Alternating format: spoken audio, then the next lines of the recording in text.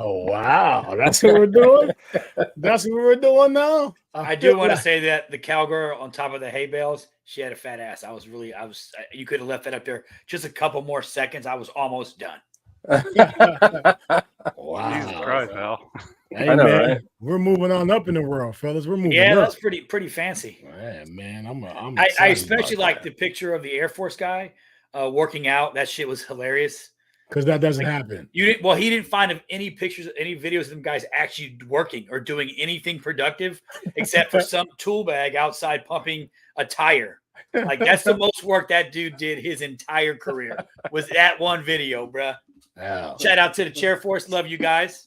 Yeah. Hey, so TY, is that you, man? Is that you doing the big dog production and stuff like that, man? Well, I got to promote I'm always the man. doing it big. You know that for sure. Man, shouts out to the man. Yeah, give it up for my man TY. You know what I mean? We're in the building.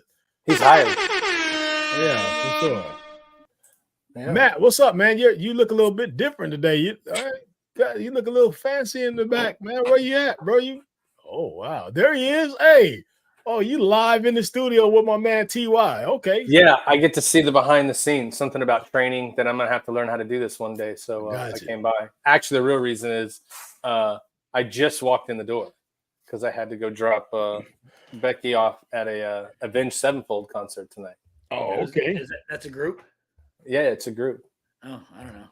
What are they called? The centerfolds. I like girls. I don't know. Yeah, I don't know any. I like ladies. So I don't know what that. Yeah. I mean, sometimes when it's not gay, it's underway. So I've had my moments. You know what I'm saying? But reality is, I've never heard of that group. Yeah, but let me ask a quick question now, for real. When have you ever gone underway? I just need to know because you keep using that term. It makes me feel like I was real Navy, bro. But in order to go underway, you got to get on a ship or a boat, and it's got to leave the dock. I spent all my career with the Marine Corps. Yeah. Shout out to my first Mar Div peeps. So then, for you, it's always okay then because you've never gone underway. So the just Marines, go ahead and let us know. The Marines took me with them for that purpose. Like, they needed back scratches, some tickle time. It is what it is, bro. Every now and then I got to kick a door in Fallujah, but for the most part, it was a lot of back rubbing and soft poetry readings. You were handing things out as they got out of the car. That's what you were doing out of the truck. So like, here, don't forget that. Wait, you didn't take that with you.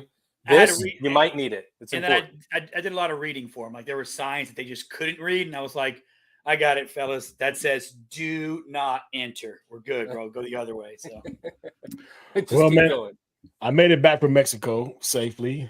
I came back with a little bit of Mexico crud. I bet you did, but it's all right. I didn't have my faces in places that didn't belong in Mexico. It wasn't nothing like that. Oh, it wasn't the Tijuana tour. Yeah, it wasn't nothing like that, man. The donkey shows. Okay. Yeah, this is the thing. So my wife likes it ice cold in the house, and then when you go from 100-degree heat into super cold environments, and I'm bald headed, man. So the cold air hits my head. It's like, then I kind of get this little cold thing. She doesn't understand that. So like right now, every night at my house, she turns it to igloo at about 12:30. So we go from Houston heat to igloo status at about 12:30. I'm in there freezing in the bed. Yeah. So that's what I get. So I get sick early. And going back to the bald head thing, before we bring on our guests, I got to put the disclaimer on there, man. I too have a big ass forehead, bro. So, when I say damn, because I see that damn thing, it just reminds me back of what it was, so just, I'm not trying to get in any kind of static, that's all it is. But we had a good guest last week, man. That was a good time. What you guys think? Yeah, that one was good for sure. O Street, I guess he ain't never gonna change. He ain't gonna Shawty ain't never gonna change. Shawty ain't gonna change. You can take SWATs, baby. Southwest Atlanta, strong. You can take the play out of SWAT, but you can't take the SWAT out of the player. That's how I feel about my trailer hood. You know what I'm saying? Like, hey, it is what it is. Hey, what's up, Lonnie? I see Lonnie on here. Yes, Lonnie, I will curve my language. Yes. Yeah. Really? Fuck no. We're gonna try, man. I don't know. But that was fast. That was quick. Way. I don't know how else to talk, bro. That was quick. F words are commas for me. I don't know. Well, it's good to see you guys, man. Always. You know, I look forward to Thursday nights, man, seeing my brothers on here. I just got to say, man, we've been committed to this thing for now, 15, 16 episodes now? Yep. And it's been fun, man. I still remember day 1, 2, 3, and 4 when we introduced ourselves, and now here we are. We got big dog people coming on, and people are enjoying the podcast. We have people who come in and watch us every week, and we appreciate all of you guys who join in through Facebook, who join in through who watch our things on Instagram, who are watching us on YouTube. You know, wherever you guys are listening to us or watching us, we appreciate you. This is why we do it. Hopefully we give something meaningful than Al's F words that he seems to drop every week. But you guys know they're going to be there, so that's what keeps you coming back. Yeah, they haven't stopped watching yet. So somebody I'm not dropping a single. I'm not dropping another F-bomb this entire show. Oh, who's going to put a wager on that? What are we betting? Yeah. This will be interesting. What are we betting? Mm-hmm. Nope, I'm not going to do it. Really? You gave up that quick? No, no F words. That, you know what? You must be a Georgia fan, because like them, you thought about it not too long and said, no, I don't think we can do that today. Right. Is that how Bulldogs do it? They just give up? I mean, them Buffaloes wouldn't have gave up. Them Buffaloes would have made the bet. Right. You know. Man, so T.Y., talk to us, man. I know we got some special people in the building this show. Yeah, today we have our friend Erik Knowles. He's a Marine Corps veteran. He is the architect / guru behind the Article 15 comedy tour. Can you mute? And then we'll bring him on real quick. He's actually brought a couple friends with him. So we'll bring Erik on. We'll talk to him for a little bit, and then we'll bring on one of his buddies, Mike. So hold on. So I didn't know Marines. I don't know Marines had friends. That's hilarious. No, but this is the other thing. You must have paid Mike. They got Army friends. So I guess I didn't know that Erik was a Marine, bro, because I definitely wouldn't have been talking about his forehead, man. Erik, if you're listening before we come on, just understand your forehead and my forehead are about the same. So when I say anything like, damn, when I see your skull, your cranium, and it's shining, it's only because it just flashbacks to myself. Nothing else. All right. We boys. I just wanted to get that out there. Here we go. Without further ado, Erik Knowles. Hey. Don't apologize to Erik yet. We got to figure out what his MOS was. Because hey, what's up, y'all? All right, there it goes. EK, what's up, man? Oh, DJ, I didn't even know you were talking trash. You told on yourself. No, it really wasn't me. So you know how they got these AI things that come out and it's like they look like you and they say, yeah, that shit's crazy, man. So that's why I had to clarify shit up real fast. All right. All right. So how y'all doing? Where are you originally from? What's that? Where are you originally from? I'm from Southeast Texas, Beaumont area. Beaumont. Okay. Yeah, back there again. I've been all over the place, but I'm back at home now. Okay. Al, if you're taking like score, that would be now 4-1. You need to stop just hanging out in Florida, man, and get with the program. If DeSantis moves to Texas, I'll move to Texas. Oh, your daddy's my dad's here. I get it. My daddy right here. You know what I mean? Man. Last I heard, he's been hanging out in Iowa a lot. And for one, right now, the way my bank account is set up and my credit score, like I don't have the ability to move right now to Texas. Like, got to get a couple more points. You know what I mean? I guess apparently a 529 is not a good credit score. Wow. To me, I'm like 5 is 1,000. Like I'm good. I'm in the middle. Like I'm halfway there. Apparently not. Yeah. So, hey, Erik, tell me about your Marine service a little bit. Okay. Well, I named my comedy tour after my career, basically. I got in a lot of trouble while I was in, but I was a helicopter mechanic. I was stationed at Marine Corps Air Station Miramar in San Diego. Yeah. And I had a lot of fun while I was in. Yeah, man, Erik, you look like you kicked some ass, bro. You kind of got like a Mike Tyson with a little bit of The Rock, with a little bit of damn, bro. Yeah, Stone Cold. Hell yeah. With a stone cold. Eric, okay, Eric. Just full disclosure. How many DUIs? How many? Every Marine has one or two for sure. My son got one and sent me his mugshot in the Marine Corps. He was excited about it. You know what? Tomorrow's my last day of probation. That's what I'm talking about. You got to celebrate the small victories. Yeah. I got two. But in two different states. Yeah. Texas thinks it's my first, so I didn't correct him. Yeah, my son made it a whole 3 years, and he got 3 ARIs in as much time as he was in, and they were like, "Yeah, it's time for you to go home." So in me doing some research about you, Eric, I did come across a couple tidbits. One of them I want to talk about is your initial comedy show that you made fun of your commanding officer. Could you elaborate a little bit on that? Oh, wow. Yeah. Yeah. So in my chain of command, it was kind of split into two groups of people, two groups of thought about Knowles. There was about half of them that saw me as a cancer to the core and wanted to get me out at all costs. They were always gunning for me. And there was about half of them that liked me a lot, and realized my worth as a member of the team. So one day, we were in the maintenance shop, the hydraulic shop, doing our thing, and my sergeant at the time, he came in, and he's like, "All right, school circle on me." Everybody, he had something important to pass down, some information. And I can't remember exactly the joke I made, but it was like just kind of like a "that's what she said" kind of a jump in, I just saw this perfect moment and I couldn't stand it. Like it just came out. I just said this joke and everybody's in this uproar laughing, and he's like steaming. He's mad, because he's trying to have this serious talk and he's tired of it, but he liked me, but he was kind of like, that's enough. So he released everybody and he had me stay back, and he's like, "Bro," he's like, "Man, I don't want to write you up again because you just got busted down to private for the third time. If I write you up again, they're probably going to kick you out of here, and I see something good in you. So I'm going to think of something. You might be cleaning this whole shop with a toothbrush, but I'm going to think of something, And this was right before we leave for our Christmas break.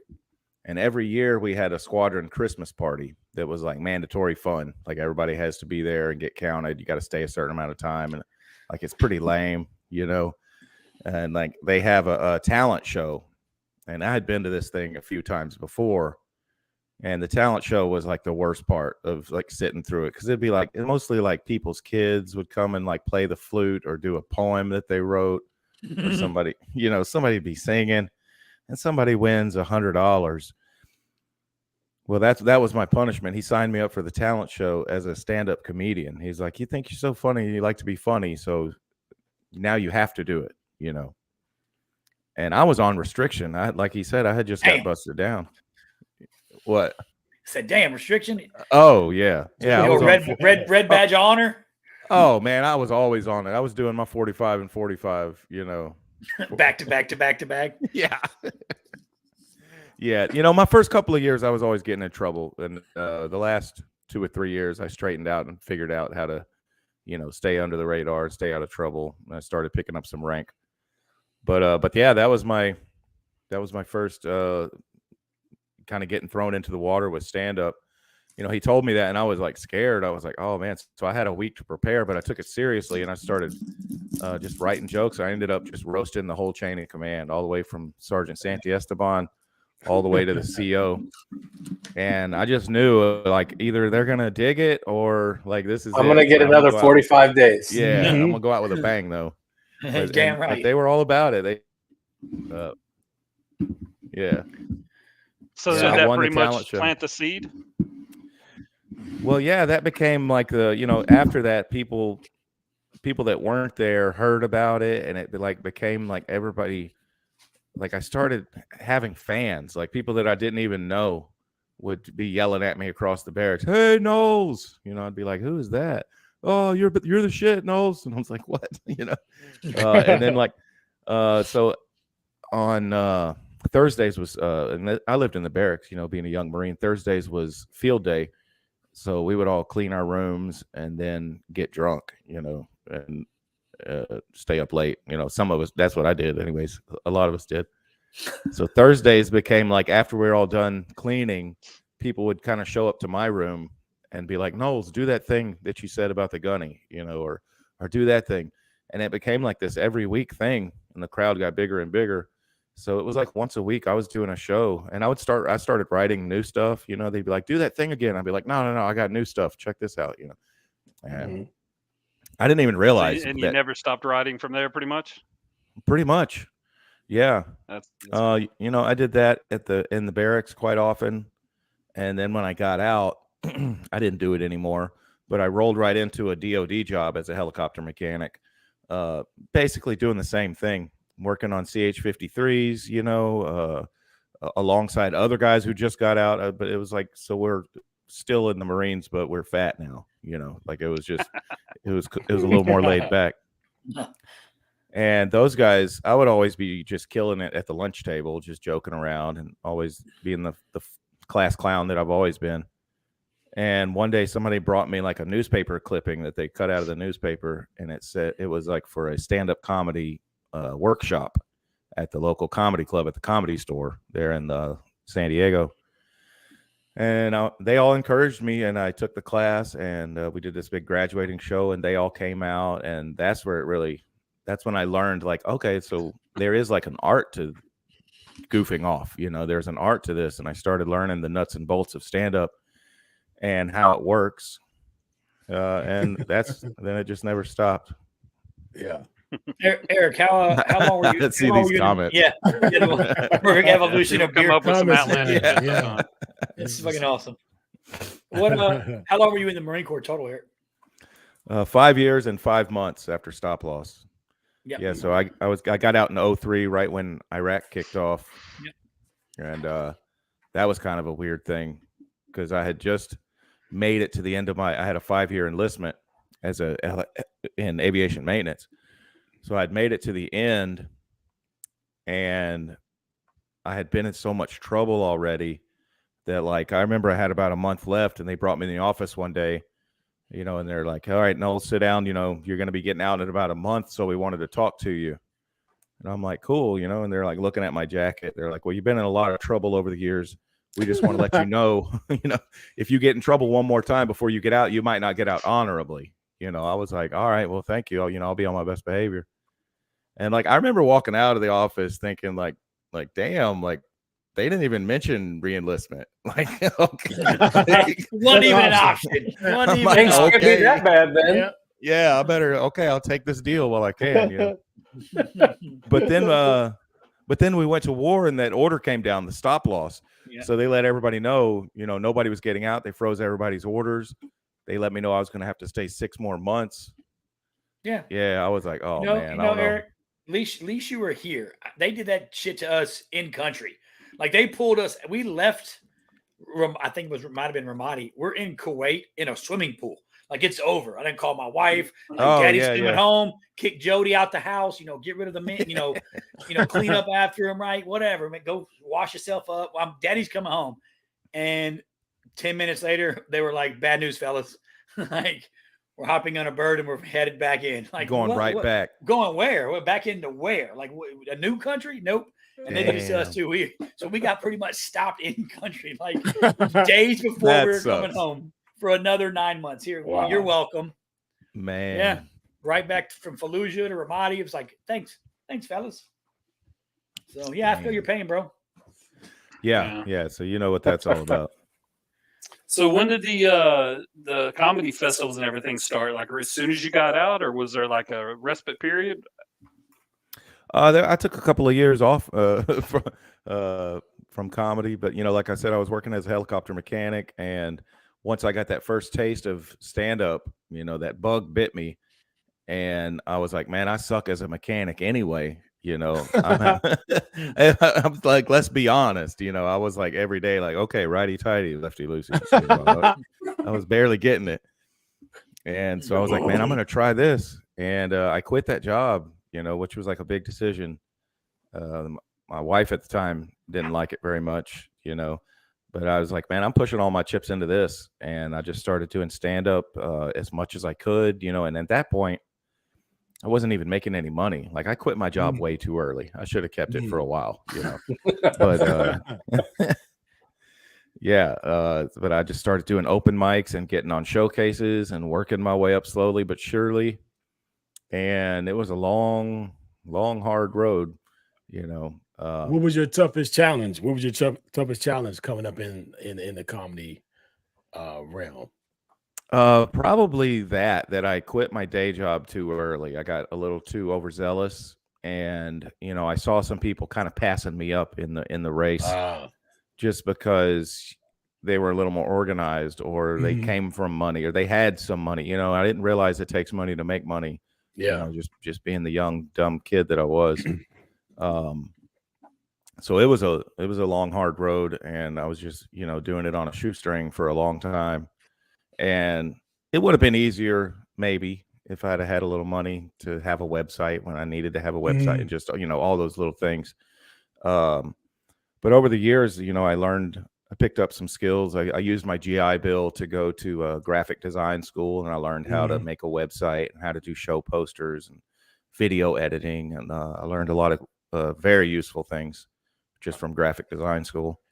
Was there ever a time that you were like on stage and you were like, you either was like, man, I don't think I did well, like you was just like, bro, I killed it. So you know what I mean? Was there ever a time where you're like unsure if this is what you should have done, or did you always know when you're on the stage and you're in front of the people that this is where you're at, that this is where you need to be? Yeah, I hate this question because it makes me sound a little egotistical, but, I always knew. I've never had trouble. I've never really bombed real hard. You know, there's been times where I'm trying a new joke and it didn't work exactly right. But you recovered real good. Yeah, even when I bomb, it's funny with the way I bomb. You know, Gotcha. I bomb gracefully at least. But yeah, I mean, I was funny from the beginning. It was easy for me. I've been doing it my whole life. I've been a stand-up without knowing that's what it was. I remember when I went from first grade into second grade.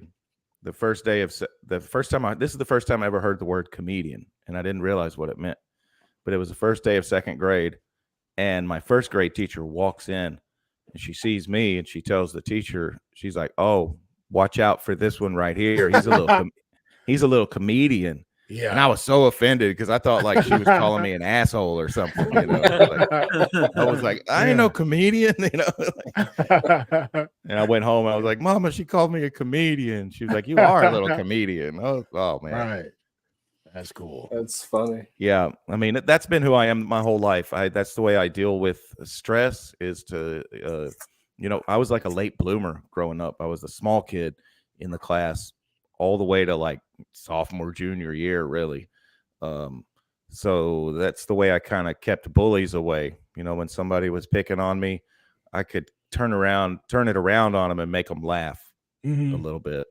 And, you know, I was one of those kids that I got in a lot of fights, but then became friends with the guy I was fighting, you know. You never know much about somebody until you get in a fight with them. Yeah. And that kind of carried over in the Marines too. It's funny. I got in a lot of fights in the Marines too, but that's just like me saying I love you. yeah. Punch in the face, but I love you. Barracks brawls. Yeah, I mean, I've learned now some more healthy ways to express myself, but that's how it was. Yeah, punch him in the face and don't tell him you love him. Yeah. Right. Yeah. So when you go out and do your shows nowadays, right? So you prepare and do all that, but when you were coming up and doing the open mics and you were on the road and you were running around everywhere and you're making $5 just to just show up and you know, do what you were trying to do and build it. Looking back on that, what were some of the places you enjoyed going to the most that help you grow the most? Because, you know, you start in small places or large places, but like the progression of it, like what's your favorite place to go perform? Well, in my early days, it was the Comedy Store in La Jolla. I quickly figured out how it works there. And, you know, they'd have open mics and local showcases during the weekdays, but on the weekends, they had national touring headliners. They had guys from Hollywood coming in to try out their hour before they take it nationwide. So I got to see a lot of legends come through there. And I wanted to be as close to that as possible. So I got a job there. I got like a part-time job as a bouncer or the door guy. Excuse me. I just ate dinner, but yeah. So I was like one of the security guys there, and like I was so just immersed in the show all the time that like sometimes fights would happen and I didn't notice because I'm watching the show. You know, like I remember Cheech and Chong did their reunion show there. They hadn't performed together in 20 years or something, and then they in like the early 2000s they did this reunion show where they got back together, and they started it there. So I got to see them perform for the first time together, and I remember being in the showroom, and we had instructions to like not let anybody take pictures and stuff. And like I almost forgot. Like I was pulling out my phone to take a picture because I was just like such a fan. I was like, yeah, I'm like screaming with the crowd when I'm supposed to be the one that's like, hey, calm down. Yeah, but that's where I used to love to go to there just to study the great ones and see what they're doing. And I think that helped me a lot too. And I ended up working at a bunch of different comedy clubs and actually helping to manage comedy clubs and along the way and played a bunch of different roles at comedy clubs across San Diego. That's what's up, man. That's some good stuff. So hey, Eric, we got to pay some bills real quick, but I'm going to bring you right back in just a second, okay? Sounds good. Bring you right back, sir. All right, fellas, let's pay these bills real quick. Yes, sir. Get ready to groove to the electrifying sounds of DJ Royal T, the maestro of mixing who knows how to turn any event into an unforgettable dance sensation. Royal T Entertainment is here to bring you the ultimate musical experience straight from the ones and twos in your ears and through your body to activate them dancing shoes. Get ready to sweat, party, and have a good time while your DJ needs are being blazed by none other than me, DJ Royal T. I have spent years crafting together a DJ entertainment empire that promises a customized blend of musical tracks, mix and mastering, and top quality sound, all while providing a vibrant ambiance to accommodate any of your DJ needs. Royalty Entertainment Services is your premier one-stop shop for top-tier musical entertainment and is hosted by yours truly. For more information, reservations, and booking, feel free to look around the website at godjroyalty.com. I am DJ Royalty, and this has been another Royalty Entertainment production. Yeah.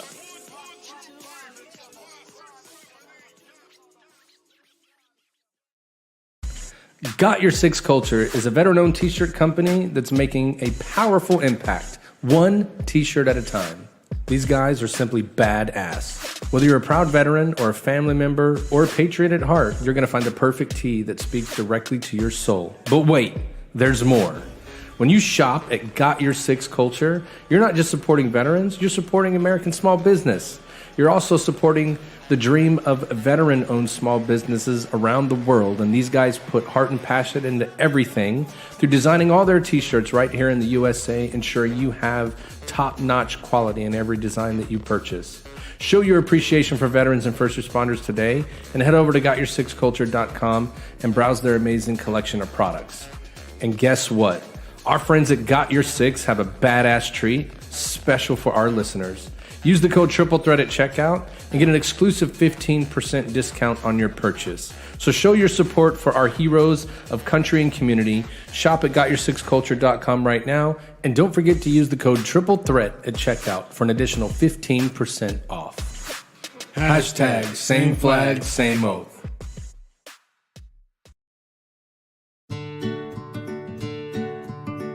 So our number one priority is taking care of veterans like you. So just got a couple of bits of paperwork for you to sign. Right? And these. All of this? Oh yeah, just a few more. And these. Don't you have an easier way to do this whole thing? And these, and we'll be done. Whether you're buying your first home, refinancing an existing mortgage, or trying to lower your monthly payment, Veteran Mortgage Solutions have the resources, knowledge, and experience to help. No down payment required. Easy approval process. Minimum 580 credit score, competitively low interest rates, limited closing costs. Don't keep going back and forth proving your income with other providers. Visit VeteranMortgageSolutions.com.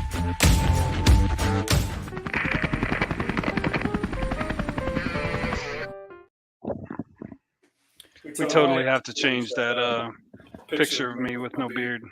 Well, I don't like the 5'10" version of Ty. I do You know. gotta change that shit. They said 580 credit score. I think I'm gonna have to give those guys a call. You know what I'm saying? Yeah, that's what I was thinking. You were like, hey, you know, I don't know, 425. I got a little ways to go, but I'll get it there. Hey, Ty, are we gonna put Eric in the hot seat before he leaves out today? Oh yeah, I already told him he's gonna be on the hot seat. What about Mike Sanchez? I'm waiting to see. Oh yeah, we're gonna bring him on after. We're gonna start talking about the Article 15 comedy tour now. All right, let's bring Erik Knowles back. Right. That was going to be my next thing. I realized where we're at on time. I'm like, man, I better get Mike in here, you know. But yeah, that first money minutes ran away. Sorry to be so abrupt. Nah, it's okay, man. You know how it is when we're in it with the fellas. Time flies when you have fun. What'd you have for dinner, Eric? You said you ate dinner. What'd you eat? Oh, some spaghetti. Yeah, buddy, I ate some ass. They keep it simple tonight. I ate ass for dinner. It's amazing. Oh, I can see it. It looks like it's all over your beard. Yeah, it is. Yeah, he's cute. He was cute. I mean, you know. You look like you've been huffing black paint out of a paper bag. Right. It looks like a stingray. Like I got a stingray, and if I smile, I'm like Batman. You got to get that credit score up so you can afford the whole bottle of Just for Men. No, I can't, bro. Look like you ran out. I did. I borrowed Scott's. He only touches a little bit, and That's it. I just did around my mouth, you know. Yeah, buddy. I like Eric, man. This shit is hilarious. Hey, Eric, if you don't mind, go ahead and introduce Mike Sanchez for me. All right, yeah. So this dude is a friend of mine. He's an Army veteran, and when I moved back to Texas from California, I reached out to all the local comedians and got in the groups and everything, and I just let them know, hey, I'm a comedian. I just won the World Series of Comedy, blah blah blah. You know, I gave them all my credits, and pardon me. And like a lot of them, I guess, I don't know, man. A lot of them are just stuck up. Like they didn't message me back, but this dude did. He was always been cool to me from the jump. He put me on some shows he was producing, and we became friends, real good friends, real fast. He's been one of my great friends, and he's a great dad who's given me advice about raising my kids, and with just troubles I've had with my sons and stuff like that. And he's a very funny comedian. And so when I had this idea for the Article 15 comedy tour, he was the first guy I called. I said, I got to have Mike with me. All right. So this is my friend, Michael Sanchez. Mike Sanchez. What's up, everybody? How y'all doing? Mike, what's going on? I've been waiting to say that about his beard the entire show. The entire show, I've been there like that dude started, but he ran out of money because of his credit score. Hey, I'm telling you, the rest of it. I got the same thing going on too, but this is natural. So is mine, bro. Seriously. I wish it's kind of my trademark, but this is just how it grows. It grows like one of the fucking Steiner brothers from the wrestling team. Like it just grows. People ask me like all the time, "You dye your shit?" I'm like, who the fuck would dye their shit like this, motherfucker? It makes me look older. It makes me look lazy. I started, but I was like, I gave up. And it's white. I'm older. I thought it was shit, He's like, when I'm eating ass, this is the only part that gets brown on it. So we'll dye it black. It keeps it dark. I'm telling you, asshole keeps your beard dark for sure. Oh. What's up, Mike? So Mike, tell us a little bit about yourself. Oh man, like Eric, I'm a veteran. I served. I didn't serve. It's crazy because like everybody, I don't really talk too much about my service because like compared to all my other buddies, like man, my service was not that extravagant at all. I did 3 years in the Army. 2 of those years were in Korea. Pretty much most of the time, I started off as an E3. I ended up as an E1 by the time I got out. It was like, okay, I need to hurry up and hit this ETS because if not, I'm gonna get chaptered out. So I better hurry the fuck up. I had to convince the sergeant major or the first sergeant, hey, look, man, y'all could chapter me out, and it's going to take a lot longer. I'm going to ETS in 3 months, so why don't we just do that? Like, you know what? Let's do that. That sounds good, Private Sanchez. Let me get you the fuck out of here. So that was. And Mike, where were you at in Korea? I was in Camp Kyle Wijambu. Damn, that's like shit about 20 minutes south of the DMZ. I'm about to say that I can't even spell that. You said you were in Camp what? Camp Kyle Wijambu. Yeah, that sounds like that shit that Al ate. They turned his beard. I got that. Now I got that disease in Tijuana. No, for real. I had that. They gave me a penicillin shot for that shit in in Mexico, bro. I'm telling you, I've had it twice. I've had it twice. That shit itches. Yeah, see that's the thing about being in Korea. Like you didn't have to worry about the insurgents. It was like dodging all the STDs out there. That was the problem. Like, damn, they're just there. They come in. I was in Pohang, and Matt, where were you at? You were in the only deployment you ever did. Where were you at? Wow, that was nice. I did Chinhae and Pohang, by the way. The only reason you had water to take a shower in is because I drilled that well. Okay.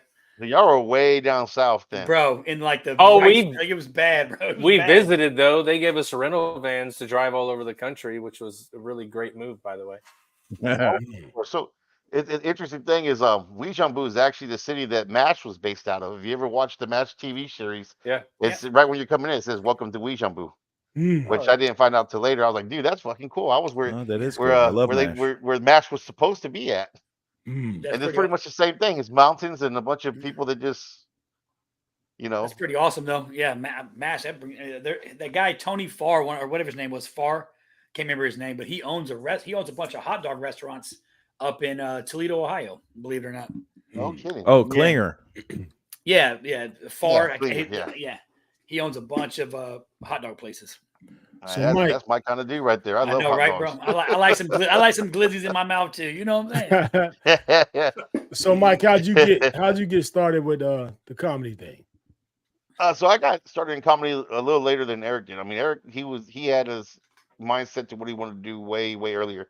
I, on my other hand, always loved comedy. I had a love for comedy. Like growing up, I watched all the greats. I watched Richard Pryor. I watched Eddie Murphy. I'm talking about like the early Eddie Murphys. Like the with a tight ass red leather suit and everything like that. I grew up watching Red Fox. My dad, he was a big Red Fox fan, so we watched Red Fox growing up. So I grew up watching all these comics growing up, and then I always wanted to do it. It was something I always wanted to do, but I was always just kind of like, man, I don't know. You always hear that thing about like a lot of people think they're funny in person, but when they go on stage, it's totally different. So I was like, man, I know I make my friends laugh. Will I be able to make a bunch of strangers laugh? And so it was like different, right? So I got to a point one day in my life, man. It was I was divorced. I was 35, 36 years old. I'm like, you know what, man? I'm not getting any younger. I ain't got nothing else to lose. I'm like, fuck it. So I signed up one day for they had this workshop at the Joke Joint Comedy Showcase here in Houston, Texas. And so I just like, you know what? I'm gonna go to the workshop. So I went to the workshop. I went every Wednesday for like 3 or 4 weeks. And I would just sit there and I would write, and then I would like just listen and then write and then listen. And then finally, like every Wednesday, they give you an opportunity to sign up for open mic. And so they were like, well, you're going to sign up? And I'm like, I don't know. So eventually I decided, you know what? Fuck it. I'll try it. So I signed up and I went on stage for the very first time. And like anybody else that gets into comedy, I told everybody I knew, dude, I'm on a show. I'm like headlining. You got to come and see me. It was only 3 minutes. I was not headlining, but to everybody else, that's what I said. I just wanted to pack out the room for an open mic. Yeah. Nice. So I ended up going on stage and I was given 3 minutes, and they're like, watch the light. If you go past the light, we'll never put you on again. So I went up there and I started talking about my penis for like the next 8, 9, 10 minutes, and it's amazing when you're on stage how much you can talk about your penis. It's just like my best friend at that point. I was like, in 9 minutes. So, no, it went up to 10 minutes. And so like anytime I talk about my penis, it's a short conversation. Sorry, I just had to say it. Well, Mike's going 1 minute per inch. I got you, Mike. I'm with you, bro. Yeah, sure, I'll go with that. She thinks I owe her a refund on all those inches because she ain't getting them. But yeah, so I ended up doing like 10 minutes, and then I got off, and the guy's like, hey, you know how much time you did? I was like, man, I don't know. I'm sorry. I never saw a light. He's like, you know what? I can let you go 10 minutes. You weren't supposed to do but 3, but I let you go 10. You were making everybody laugh, and then from right there I was hooked. So I just wanted to do comedy. All I ever wanted to do. I mean, I haven't been brave enough to give up my job and pursue it like Erik does.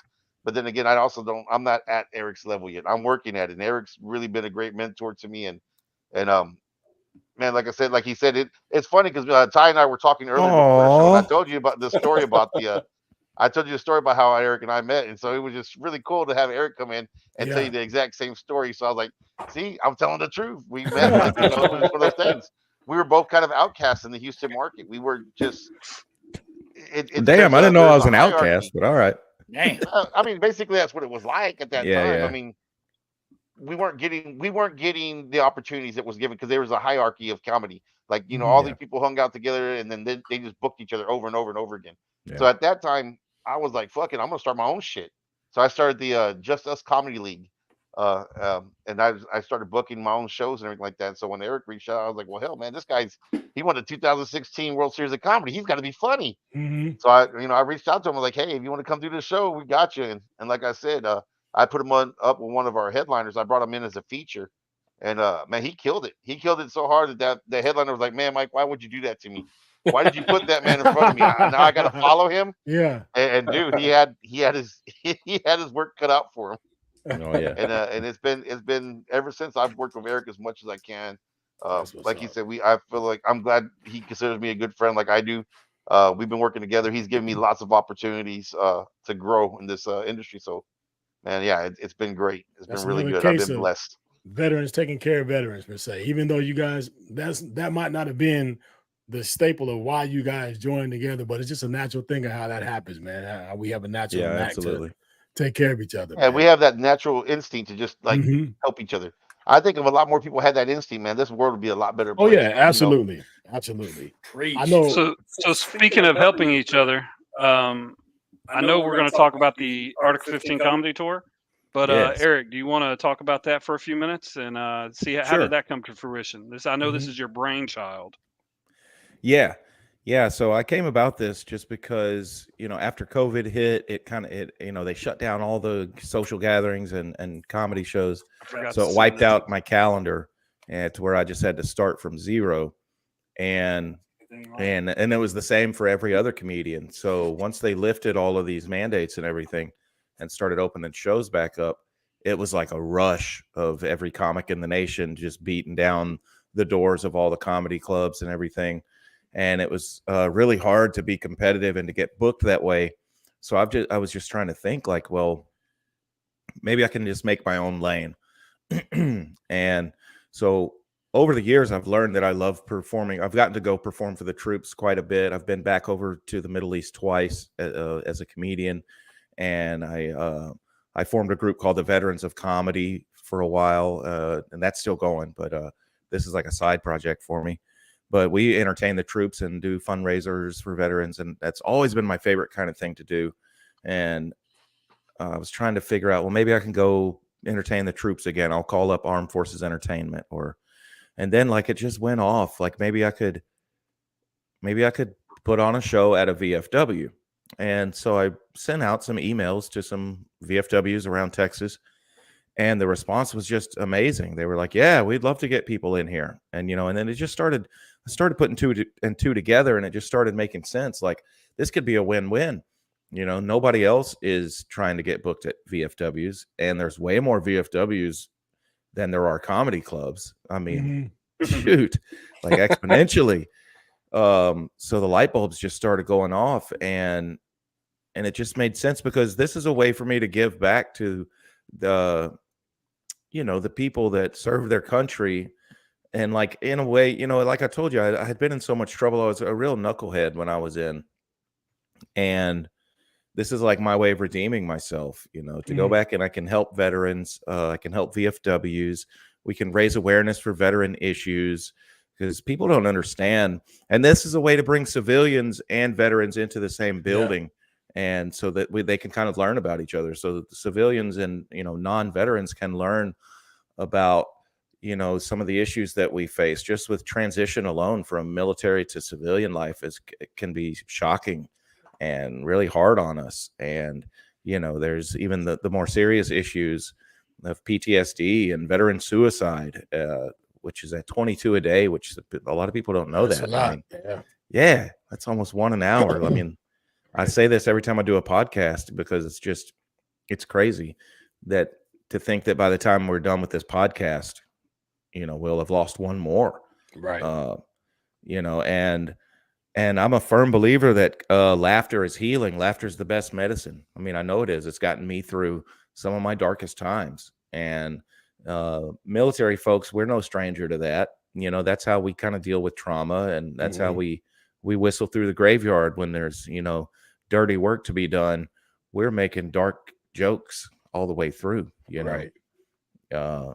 And it seems kind of sick to those that don't understand, maybe, but I think it's a very healthy way, you know, because laughter's good for you.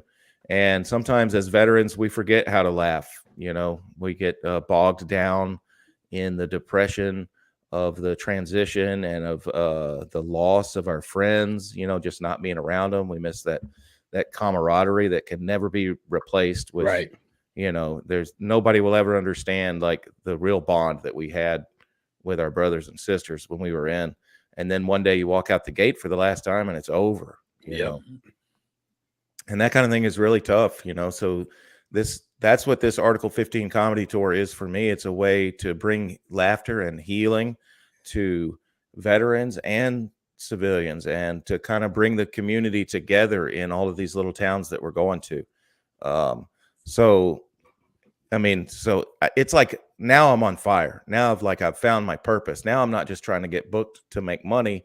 I'm killing two birds with one stone. I'm doing something that makes me feel good in my heart. You know, at the end of the day, it's like, man, we're helping people. We're spreading awareness. We're getting people inside the VFWs. Hopefully we're getting veterans in there that'll join up and become members and become more active, because the VFW has a long history of serving its community, and a really great history. And I feel like it's kind of dying out, especially with the younger generation of veterans. They, you know, like Mike said the other day, most people just think of it as like, you tell them the VFW and they're like, oh, you mean that place with the cannon out in the front? Like that, I've driven past that a bunch. They have bingo once a month or whatever.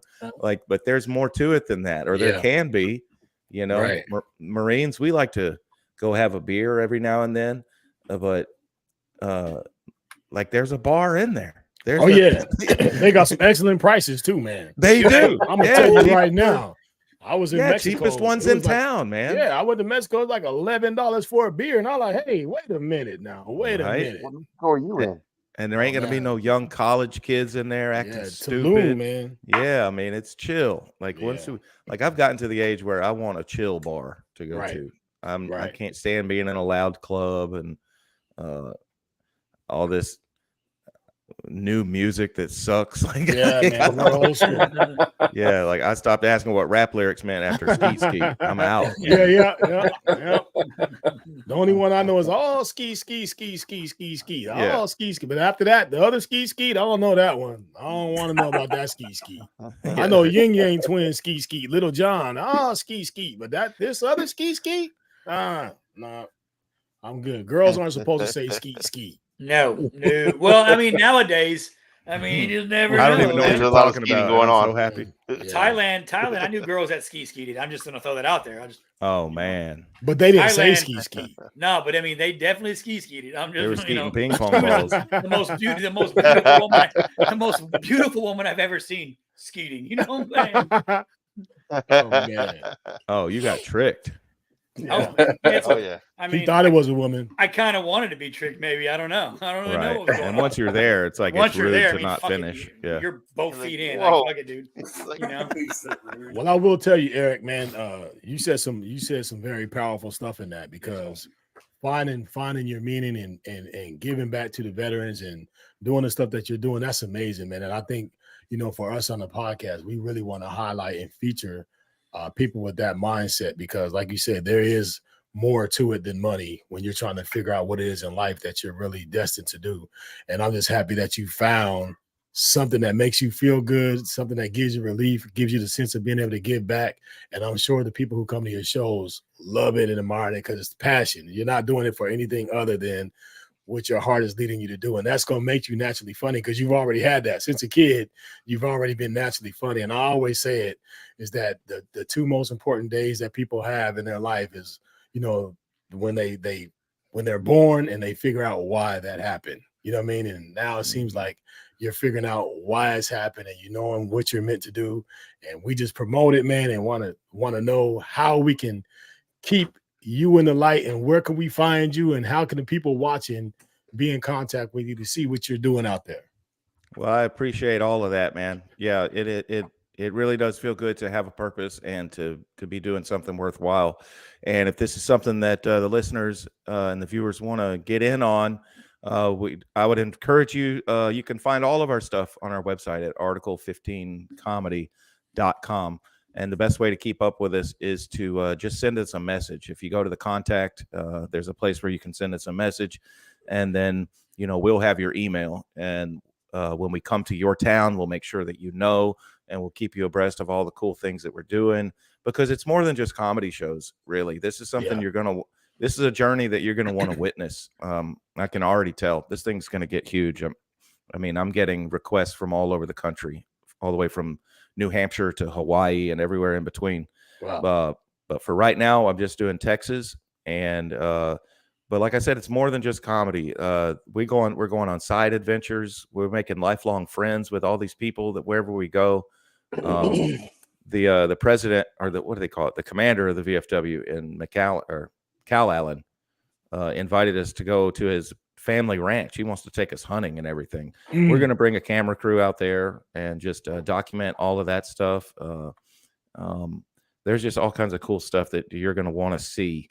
And if you want to support us, you can support us by coming to our comedy shows, buying tickets, helping us spread the word. Yep. Follow the Article 15 comedy pages. We're on Facebook, Instagram, TikTok, whatever you're on. We're out there too. And it's called Article 15 Comedy on all of those. And share our stuff. That's the biggest thing, and the easiest way that people can help us is to share. And think about the people that you know in your life who served at one point, and let them know, hey, man, look at these veterans and what they're doing. And maybe they'll want to come. You can buy our merchandise. Almost, right, Mike? Almost. We're working on you can buy the merchandise. We're working on getting it on the site itself, but we're working on having our merchandise available on the website, and that'll be coming in the next few days. But you can come to our shows, buy our T-shirts, help us. They're really nice T-shirts. Yeah, they are. Yeah, they are really good T-shirts. They're good. Well, that's awesome. You can sponsor us. We're looking for veteran-owned businesses to sponsor the tour too, to help us with travel expenses and promotional expenses and all of that kind of stuff. So maybe we can do some cross promoting. I'm pretty much only looking for veteran-owned businesses at this point. I'm trying to keep it all veteran all the way. That's what's up. Big Mike, it works out better that way. Yeah, we want to give you this. We want to give you the love too, man, because just being honest, I know we as all veterans and us getting together to do this podcast, man, it helps us, man, when we have people like you guys. It's even just opting to come on, man, and just sit with us and be part of what we're trying to put together, man. That is a blessing. I know for myself, this is something that I've always wanted to do. I get energy in meeting new people and talking to new people, and just you guys just showing up, man, for us on behalf of the crew of the Triple Threat Vets, man. We really sincerely appreciate you guys, man. Not asking for stuff to come on, man, but just being able to be genuine and get on here and help us promote our stuff too, man. We wanted to say thank you from the bottom of our hearts for that, man. Just for you guys coming on. Yeah. So, Scott, real quick, before you put him in the hot seat, I want you to go ahead and audition to open up his shows, okay? Oh yeah. The DJ. If you ever need a DJ, man, to get it crunk before it starts, I'm here. I'm always ready. It's a good DJ before he throws you in that hot seat. Because I don't know. I mean, after that, some people get crazy. I like that's funny. That's good. If you ever need a restroom attendant, I got your back, bro. There you go. See, I like Al. I think Al he's a multi-useful person. Right. I mean, he won't be very successful in any of them, but he can do quite a few things. But I can do a little bit of each. You know what I mean? Mm-hmm. So we ready for it? Waiting on you, DJ. Yeah. All right. I think I'm ready. All right. This seat's not going to be too hot. It's not going to be too hot. I think you'll be okay. All right, go ahead. Let's do it. Let's do it side by side. We're going to do side by side one real fast. All right. So here we go. I got my man, Mr. Erik Knowles, in the building. First question. We're going to give you 10. Some of them are going to be 50-50. Some of them are going to be just shot at you. This one right off the top. Top 5 comics of all time. Don't have to be in any order, but I want to know your top 5 comics of all time. Ooh, man. Mm-hmm. All right. Yeah. George Carlin. Mm-hmm. Cat Williams. There we go. This one, all right, not in any particular order. Not in any particular order. Ellen DeGeneres. Okay. Believe it or not. Yeah. I'm not a big fan of her talk show, but her early stand-up and the stand-up that she still does is spot on. Of all time, I really liked Patrice O'Neal. I think was one of the smartest comedians we've ever had. And one more. Ah, man. I love so many of them for so many different reasons. I got one that rhymes with cave and well, but I'm just as a hint. I don't know. I'm just trying to throw it out there. Cave and well. Mm-hmm. Oh, Dave Chappelle. Yeah. Yeah, probably Dave Chappelle. Yeah, he's got to be up there. Okay. All right. Your favorite movie of all time? Driving Miss Daisy. Okay. Morgan Freeman. And see Miss Daisy yonder, the Piggly Wiggly. Yeah. Your favorite song of all time? My favorite song of all time.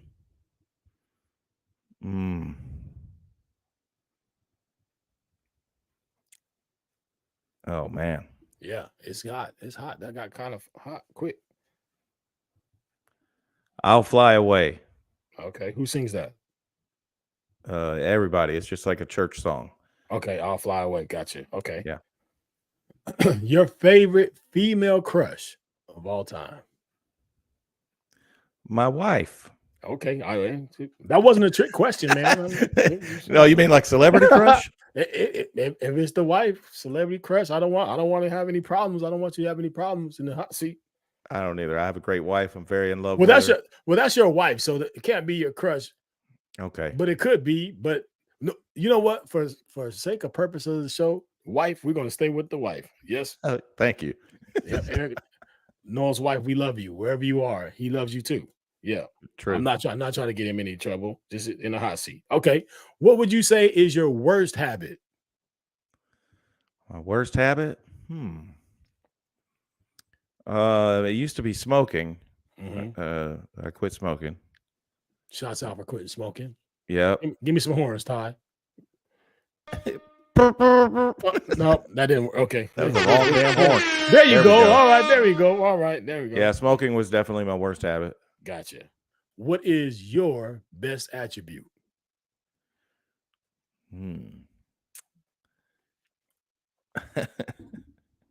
You're a comedian. You can say it however you want to say it. I don't, bro. This dick. Yeah, there you go. Hey, I can take. No, we can take that one. I have to turn off the joke machine. Hey. Al's over there blushing, boy. Be careful. Yeah. You got a cute ass, man. Hey, sailor. My mama's so mad at me right now. I know she's watching. But you gonna stick with that answer? That's the way you're gonna stick with? No. Okay, what you got? All right, my best attribute. I guess my charisma, my gift of gab. Gift of gab. Okay. Here we go. 50-50. Jordan or LeBron? Come on. Jordan. Come on. Jordan. Man. All right. There you go. Put that there. He didn't like that one? I don't think you're ever going to win that one. Bro, you're never going to win. Yes, you get some little kids on there. Some grown-ups ain't finna pick LeBron. Okay. All right. All right. Well, then I don't even know who the hell LeBron is, man. Oh, wow.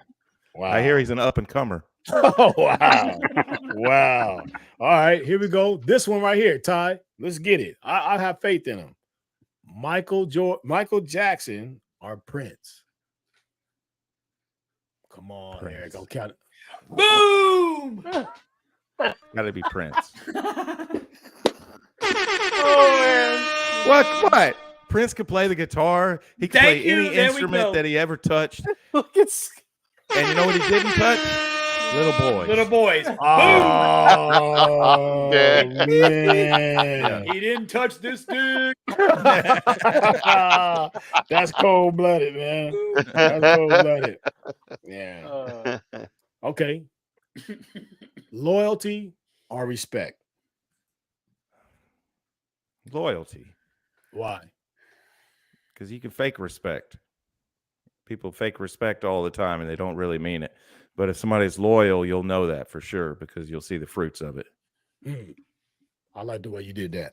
Okay, that's a different perspective. I don't think we heard it that way before. Yeah, that's a good answer. Yeah, that's a good answer. Yeah, because I fucked that when I'm just fumbling around and didn't know what the fuck to say. Yeah. I'm going with Eric's answer from here on out. I surprised myself with that one. That boom! Ow, fucking head hurt. Hey, shout out to First Sergeant Lochner from the mighty 101st Airborne Division. He says his favorite NBA player is Dr. J, so that kind of puts his age on him. Okay. What's up, Lunch Meat? Hey. All right, last one. That picture puts his age on him. Good Lord. He got the glasses already on the head. Last question. All right. All right. Before you die, before you pass away, what do you want the world to know about you? Just that I love y'all, man. No, for real.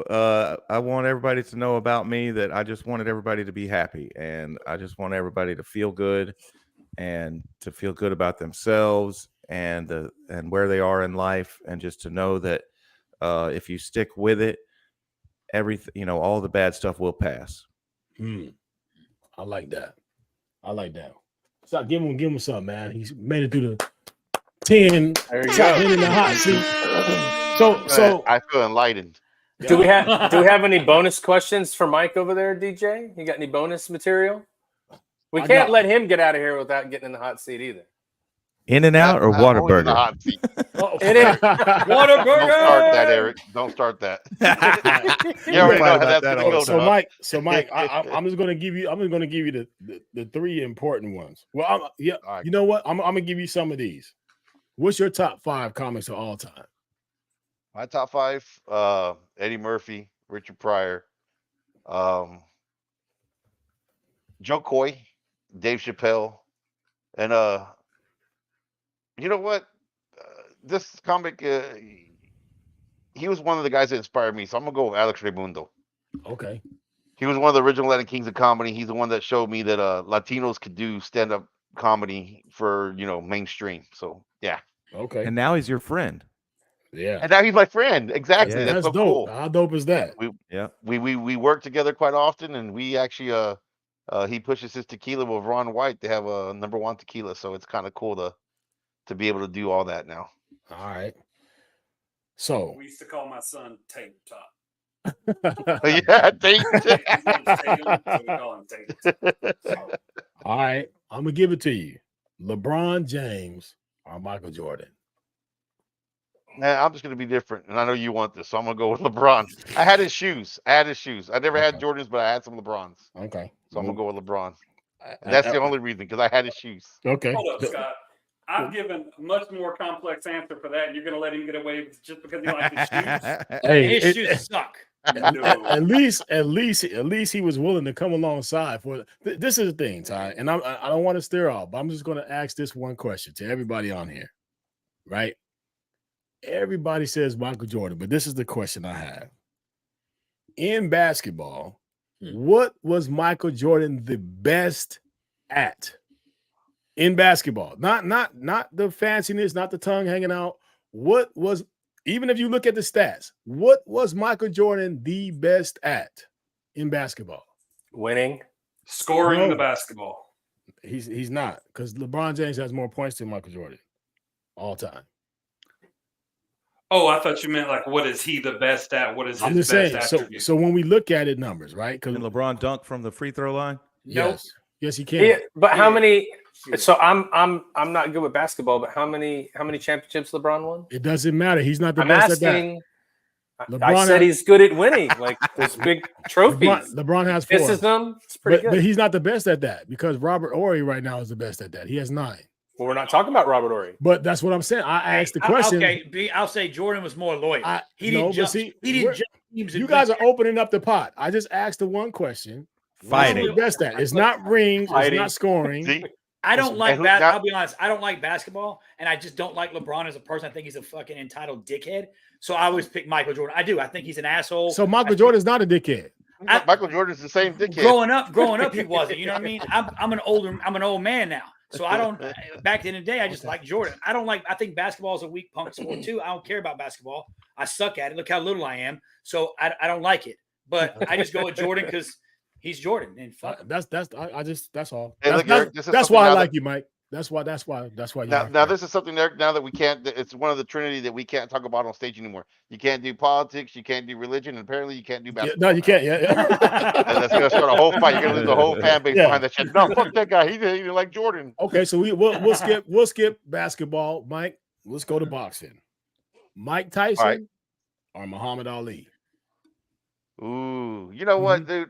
That's not even a fair question because they both were great in their own respect, you know. And it's hard to pick it's like, do I pick the master or I pick the student?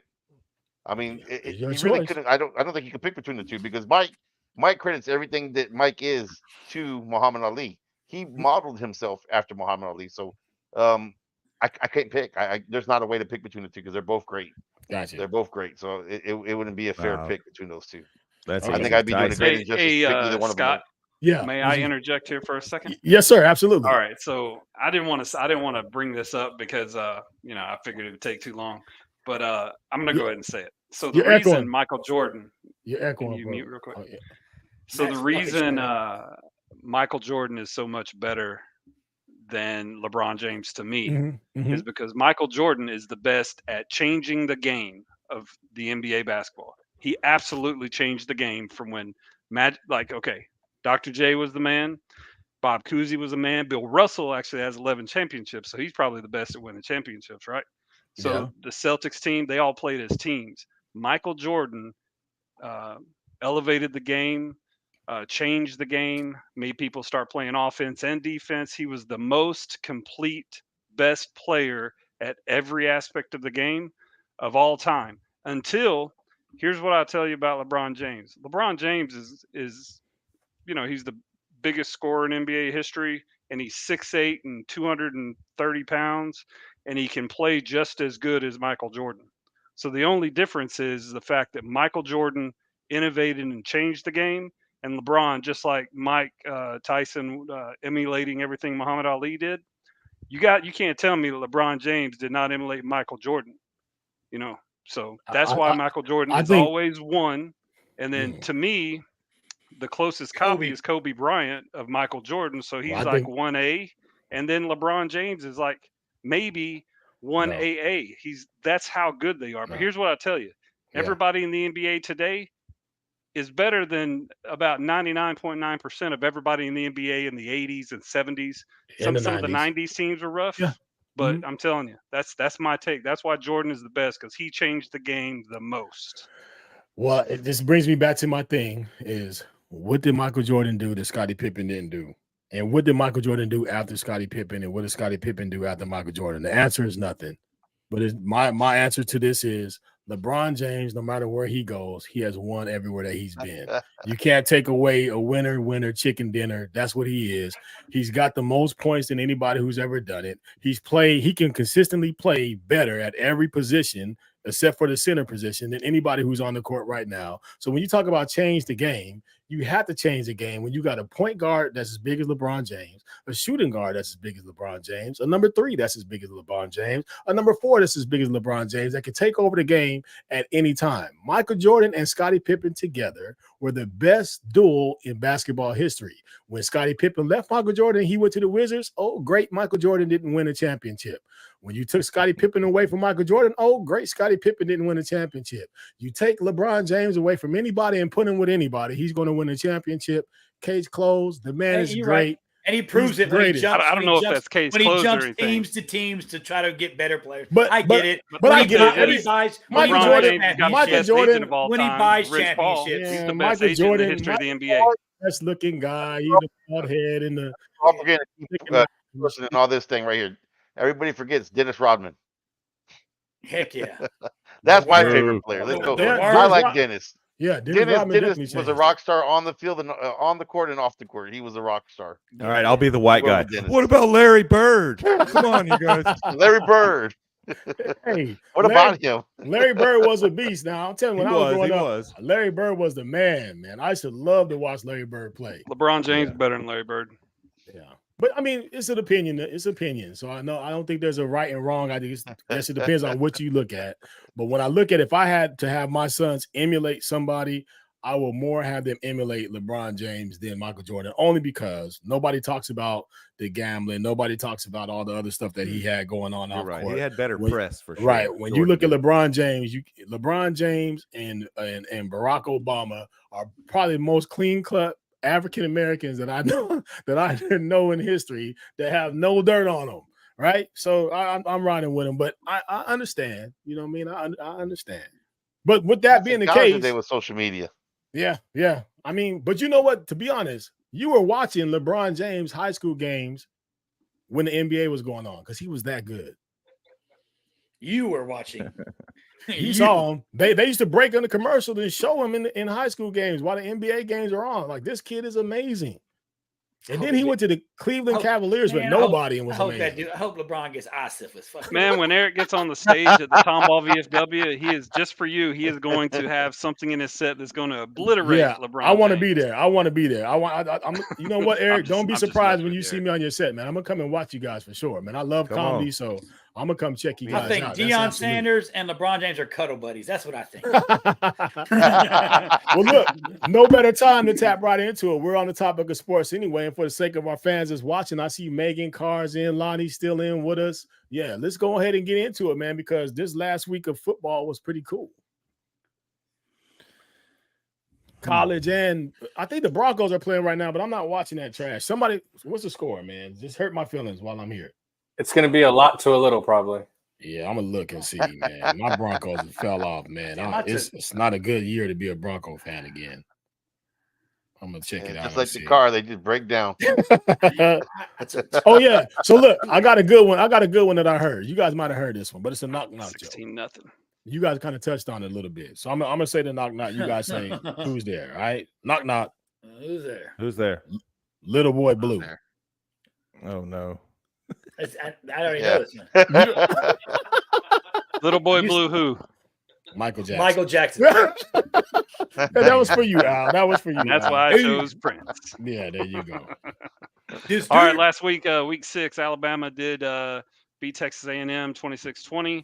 Colorado did stay alive against Arizona State 27-24. Yep. Georgia put a absolute ass whooping on UK. I'm not really surprised because I've still got like imposter syndrome for actually being a pretty good team this year. 51-13, destroyed. And then, of course, Louisville beat Notre Dame 33-20, and FSU pretty much wiped the floor with Virginia Tech 39-17. Damn, I took 2 L's. So this is where we stand after 6 weeks. Or is it after 7? Maybe I messed that up. 23-7, 24-6, and me and Al are 25-5. I'm coming, baby. Don't worry. I'm all coming. right. So I do have something to tell you. We're gonna have to look at this because look at next week. Next week, all of our teams are on byes. So all of our teams are on bye weeks? Yeah, that's next week. This week we can pick these games, but we're into league play pretty tight. Now there's gonna be some separations in our picks now. So who goes first? You go. All right, my turn. All right, I am picking Tennessee because I don't pick A&M. Got Colorado. I got Georgia is going to absolutely destroy Vanderbilt, and hopefully UK has a good game coming back. And I'm picking FSU. All right, since I'm second on Scott's going all left side. Watch, I know my boy. Watch this. I am going all left side with the exception of no. I'm going all left side again. I'm going Texas A&M over Tennessee. I'm taking Colorado over Stanford. I'm taking Georgia over Vanderbilt. Kentucky for sure is going to beat Missouri, and FSU is at home against Syracuse, and that's going to be a win. So I'm hitting the whole left side. FSU is going to be 6-0 if they win this game. Mm-hmm. All right, go ahead, Matt. Well, I mean, they're still in the fray because they won the first game, so they're the honorable mention until somebody knocks them off, right? Yeah. Oh, so I'm gonna go. Man, I hate to do it. I can't keep taking these chances. That's why I'm getting all go with your heart, man. Get off of me. I don't want to do that. You got to go with your heart, man. Sometimes you got to go against the grain, man. If it means you got to. Well, I think that Tennessee is going to get A&M. Wow. Just because they're inconsistent. No, I'm not picking Tennessee. That's what I heard. Write that down. I think Tennessee's going to get them, but I'm going to pick A&M to win. I'm hoping that they can come back from last week. I went to the A&M Alabama game, and Jimbo forgot that they were doing good throwing the ball to other than Zach Johnson's brother. Yeah. So if you're listening, your brother's not the only receiver on the field. Remember, there's a couple others. Throw to them too. Colorado's going to beat Stanford. I'm taking Colorado. I'm taking Georgia against Vanderbilt. I'm taking Kentucky against Missouri and Florida State against Syracuse. So I'm going all left side. He's all left side too. Okay. All right. Well, I'm going Tennessee, Colorado, Georgia. Wait. Back up. Say what? You going what? I'm going Colorado. Tennessee, Georgia, Kentucky, FSU, Colorado. Wow. I never thought I'd see the day. Against Stanford, I'm definitely going with them. Now, the next 4 games, I'm going all not with Colorado. Hey, but hold on though. If Colorado wins this game, that means they win game number what? Yeah. 4. No, that's game number 5. Yes, sir. So they just need to win one more. I just go ahead and get them bottles ready. Hey, they definitely win at least 6 games. I'm sending all y'all motherfuckers some damn wild Irish rose, bitches. Yep. Big E, you want in on this here? He's gonna send us a whole bunch of 40s. Yeah. Some of that. Split smart liquor. Man, I don't follow none of this. Well, good. Then go ahead and pick so that at least I can come out on top one week. All right. I think I'm straight down the left too. Damn. I like Texas, Colorado, Georgia, Kentucky, and Florida. Who you got, Mike? Well, I got man, Texas Tennessee's a tie. It's pretty much an even match. Yeah, I'd go with Texas just because of the underdog, and I like an underdog story on that one. Colorado, Stanford. Colorado, because Stanford's a bunch of California, whatever. So, yeah, I'll go with Colorado on that one. Georgia and Vanderbilt. I don't even know where the fuck Vanderbilt's at, but it's in Tennessee. It's in Nashville. Oh yeah, I'm definitely going with Georgia then. Kentucky, Missouri. I gotta go with Kentucky because I got friends in Kentucky, and then I'll go with Syracuse in the bottom. Okay. Taking Syracuse? Okay. And Kentucky's got really, really good fried chicken. You know what I'm saying? Yeah. How'd you know those were my friends in Kentucky? There you go. I never found the Colonel, and I've been to Kentucky quite often. Man. I've never found the Colonel. They keep him hidden. They keep him hidden very well. Yeah. Amen. That secret. You know what? You don't want to know what he's doing to them chickens. No. Yeah. Man, I don't care what he does to them chickens. Them chickens are delicious. Man. I'm actually from Corbin, Kentucky, and the first Colonel Sanders Cafe that turned into the first KFC and the KFC Museum is in my hometown, Corbin, Kentucky. Hey, Megan said she got your back, bro. She's going to take you to his mansion. Take you to the mansion. There you go. That's what I'm talking about. Hell yeah. Right. Hey, but you know what? Eric brought up a really good question. I'm kind of curious about this. Maybe this can help us settle this once and for all, because I think we argued for a solid hour about this. Let's go. In-N-Out Burger versus Whataburger. Oh man, Whataburger. Whataburger all day. In-N-Out's hot garbage, bro. Whataburger all day long. There's not even a question. Whataburger, baby. There's not even a question. At some point, I thought Eric was going to pull over and kick me out of the car. He's like, "Man, you ain't even tried In-N-Out Burger, Mike." In-N-Out, I have. I lived in California. I was stationed in Cali for years. In-N-Out burgers, trash. It's not bad. I don't think In-N-Out's horrible, but it can't eat. Man, In-N-Out ain't even close to Wendy's. Wendy's better than fucking In-N-Out. But it's not horrible. But I'm telling you what, Whataburger's definitely crushed. Rallies. You know what's bad? Yeah. You know what's bad about In-N-Out Burger that tears up everything? Their French fries are horrible, man. Yeah, you got to eat them fast. You're right. If you wait like 5 minutes, they taste like cardboard. Yeah, they taste like So but you're looking at the overall body of work, like you do with LeBron James. Overall body of work. The hamburger itself is not even that. It's not that. It doesn't compare to a Whataburger, man. Yeah, Whataburger. It's Whataburger. Yep. You can't compare to that, man. Hands down. No. Can't compare. Guys, look, it was a pleasure talking to y'all guys. I'm probably not going to be on the tour after this. So I can see it in Eric's face, like, man. Eric, I understand. He really loves his In-N-Out. I know. First time Loester said Fuddruckers. Yeah, well, and I'm gonna everything Megan says on our show. I want to marry Megan. I don't even know who she is, but Megan is the shit. Megan's already married. So Eric, you believe Does that she want to be in a throuple? Eric, you believe that In-N-Out Burger is better than Whataburger? Yes, by far. Whataburger sucks. What? Well, what means like what do you like? Help me understand, Bro. All right, let me ask you like this. You know what I'm saying? What does Whataburger do better than In-N-Out? They make burgers. They make real hamburgers that taste like stuff. He hit you with the Jordan Kobe question. Oh, man. I like In-N-Out because when you order their burger and you get it on the tray, it looks exactly like the picture. You go to In-N-Out, it looks like it's been stepped on by every employee in there. It's flat. I don't like their chopped up lettuce that gets all over the car. And it's not that great to me. I like their mustard and onions. Bruh.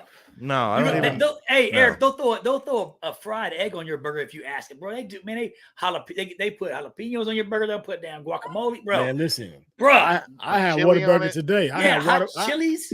I had Whataburger today before I got on the podcast. I just finished my apple pie before I came upstairs. That's why I was late. I go to Whataburger once a week. I eat my burger. I go in their bathroom. I masturbate. And it's just a wonderful experience all the way around. See, that's another reason I don't go to Whataburger. That's nasty.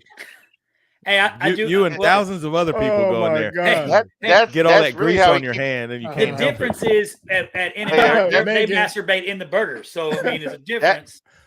That's the way he keeps that beard white underneath in the bottom. He just catches that shit. And apparently, Megan. Hey guys, apparently Megan's not going to marry me because she is queerer than a $3 bill. I'm a lesbian too, Megan. Look at the beard. You already know how I get down. See this pointy nose and this big girl, you know how I get down. So, you know, Megan, where are you from? Because I'm actually from Corbin. Where are you from, Megan? Uh-oh. Oh, she's laughing. You about to find out. I know she's in Kentucky. Oh, okay. Well, she got to pick it.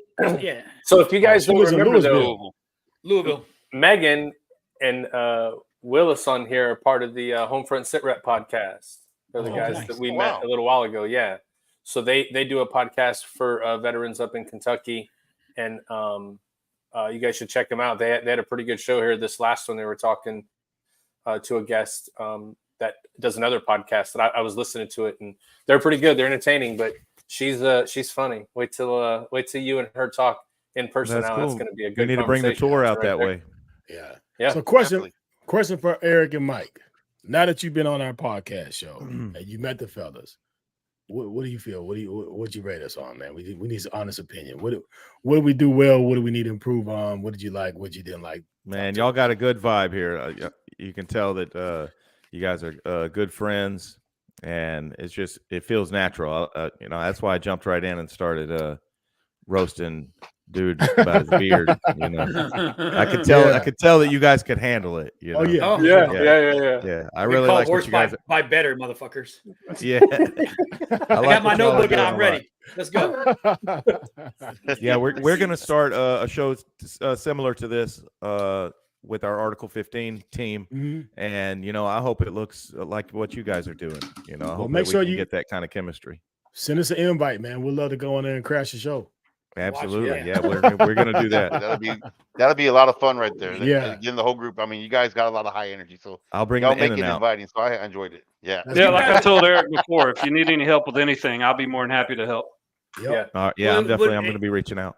And you guys are all in Texas, right? Everybody outside of me, correct? Pretty much. Yeah, all the smart people are in Texas. Yeah. Correct.